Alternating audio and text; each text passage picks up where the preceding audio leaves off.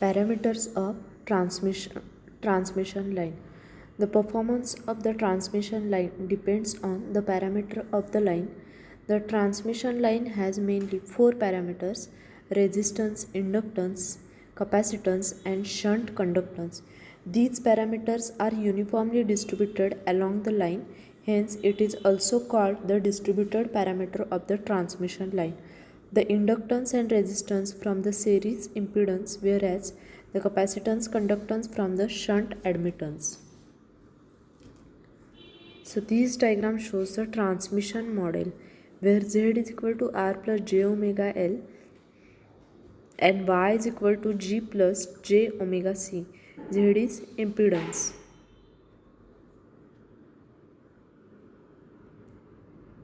So first parameter, line inductance. The current flow in the transmission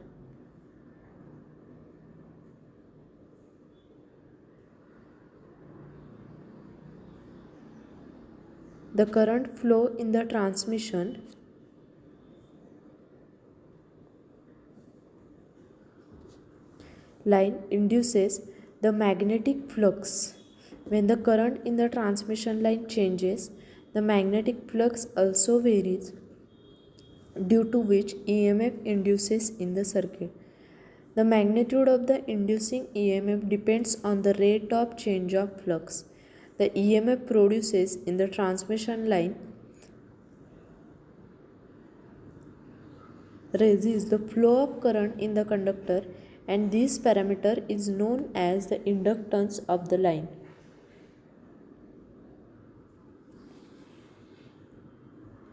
Next is line capacitance. In the transmission line, air acts as a dielectric medium. This dielectric medium constitutes the capacitor between the conductors and which store electrical energy or increase the capacitance of the line. The capacitance of the conductor is defined as the presence of the charge per unit of potential difference. Capacitance is negligible in short transmission lines, whereas in long transmission it is most important parameter. It affects the efficiency, voltage regulation, power factor, and stability of the system.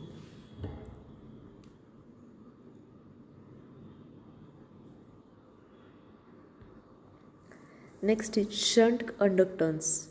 Air acts as a dielectric medium between the conductor. When the alternating voltage is applied in conductor, some current flow in dielectric medium because of the dielectric imperfections. Such a current is called leakage current.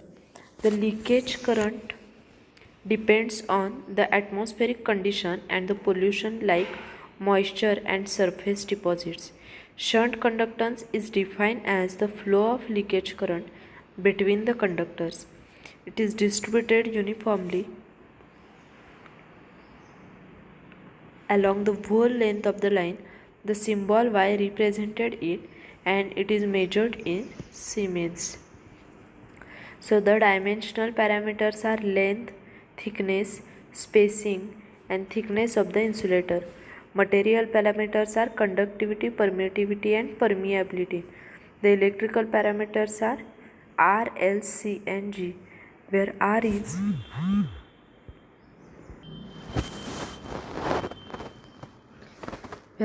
series resistance of the line in the ohm per unit length. L is the series inductance of the line in the henries per unit length. C is shunt capacitance of the line in farads per unit length. G is shunt conductance of the line in Siemens per unit length. Performance of transmission line. The term performance include the calculation of sending end voltage, sending end current, sending end power factor, power loss in the lines, efficiency of transmission, regulation, and limits of the power flow during steady state and transient conditions. Voltage regulation. Voltage regulation is defined as the change in the magnitude of the voltage between the sending and receiving ends of the transmission line.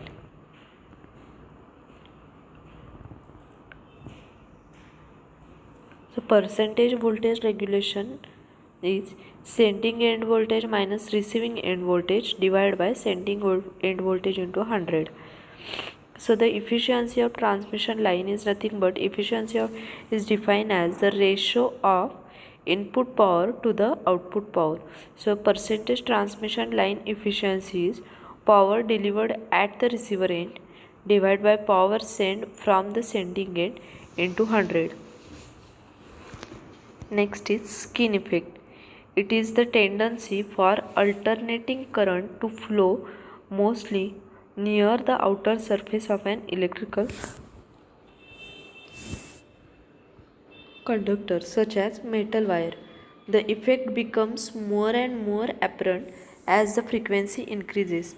The main problem with the skin effect is that it increases the effective resistance of a wire for AC at moderate to high frequencies compared with the resistance of the same wire at direct current and low AC frequencies. The effect is most pronounced in radio frequency, that is RF system, especially antennas and the transmission lines, but it can also affect the performance of high fidelity sound equipment by causing the attenuation in the treble range.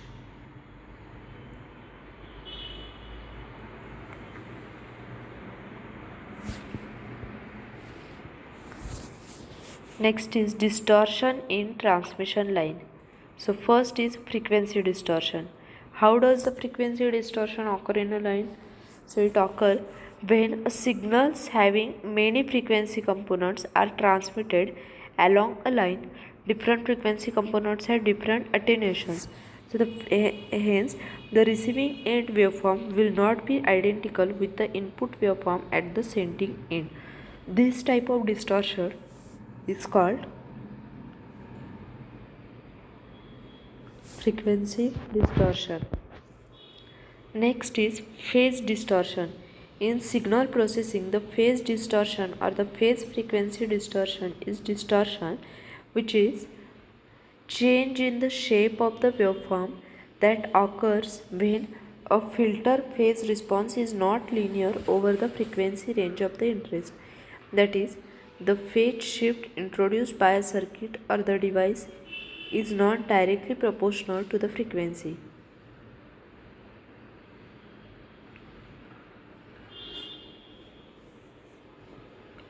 Or the zero frequency intercept of the phase frequency characteristic is not zero or an integral multiple of 2 pi radians. When a signal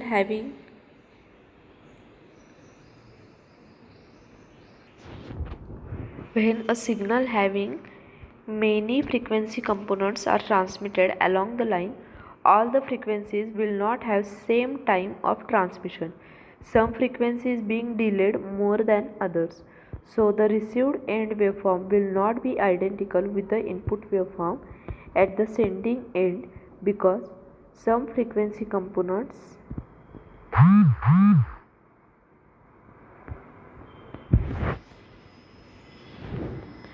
because some frequency components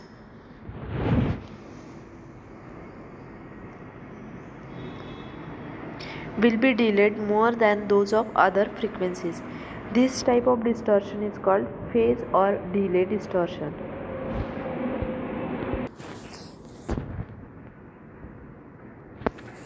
Next is reflection coefficient. When the resistive load termination is not equal to the characteristic impedance, the part of the power is reflected back and the remainder is absorbed by the load. The amount of voltage reflected back is called voltage reflection coefficient. So G is equal to VR by VI, where VI is incident voltage and VR is reflected voltage. The reflection coefficient is given by G is equal to ZL minus Z0 divided by ZL plus Z0.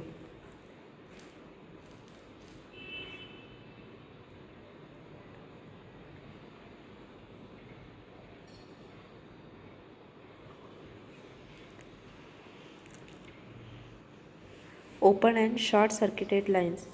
An open circuit implies that the two terminals or points are extremely disconnected when is equivalent to resistance R is equal to infinity.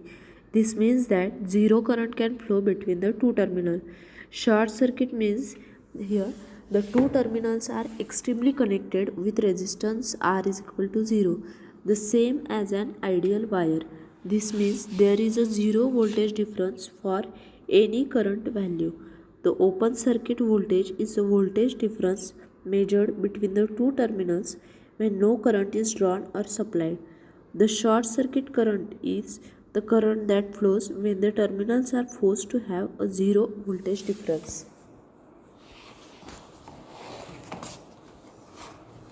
Next is standing wave.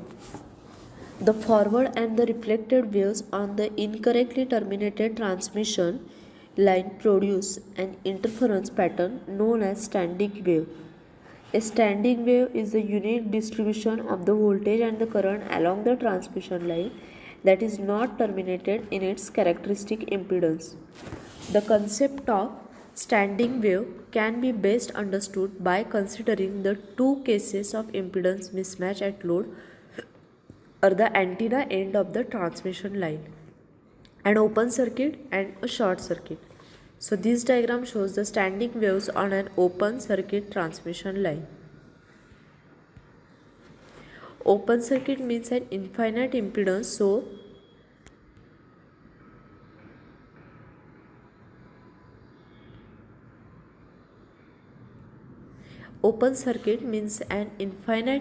so that the voltage at the end of the line is maximum and the current is zero. All the energy is reflected, thereby setting up the stationary pattern of the voltage and current standing wave.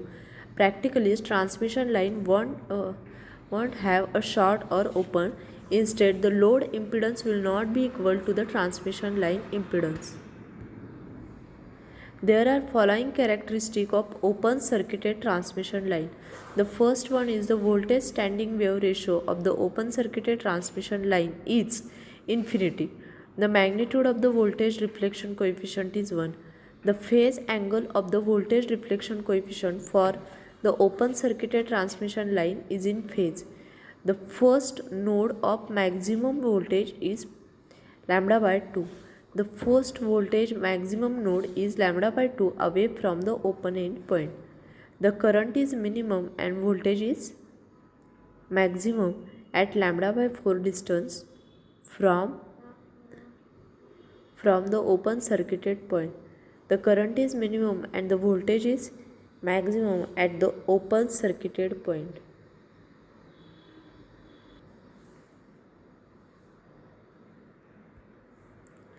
Next is reflection factor and reflection loss. The reflection loss, it is defined as the number of decibels by which the current in the load under image matched conditions would exceed the current actually flowing in the load. So the formula for the reflection load is Z1 plus Z2 2 into square root of Z1 Z2. And reflection loss in decibel is 20 log of Z1 plus Z2 divided by 2 into square root of Z1 Z2. The reflection factor, the term K denotes the reflection factor. This ratio indicates the change in the current in the load due to the reflection at the mismatched junction and is called the reflection factor. Standing wave ratio. It is a mathematical expression of the non-uniformity of an electromagnetic field on a transmission line such as coaxial cable. Usually SWR is defined as the ratio of maximum ratio frequency voltage to the minimum RF voltage along the line. This is also known as the voltage standing wave ratio. SWR, that is standing wave ratio, can also be defined as the ratio of maximum RF current to the minimum RF current on the line. The current standing wave ratio are the ISWR.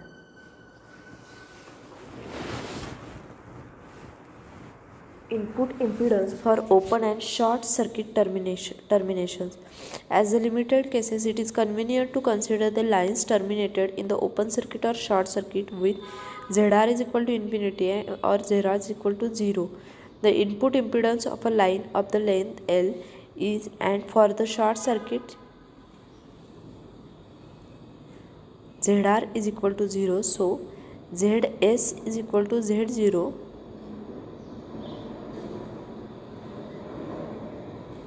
tan phi.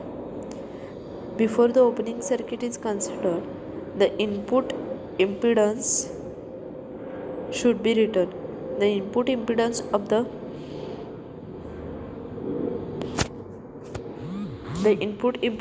the open circuited line of the length L with ZR infinity is ZOC is equal to Z0.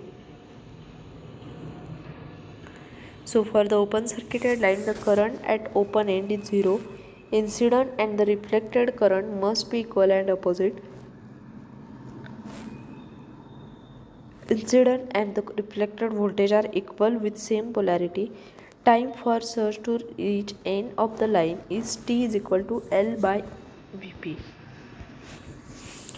Power and impedance measurement on lines. When power is applied to the measurement of the power transmission line, the source to the load impedance must be matched in its characteristic impedance. The impedance all along the line is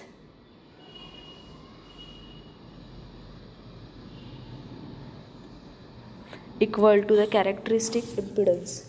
Therefore, the transmission line is said to be correctly terminated, hence no reflection or the standing wave is produced, but only an incident or the travelling wave is obtained.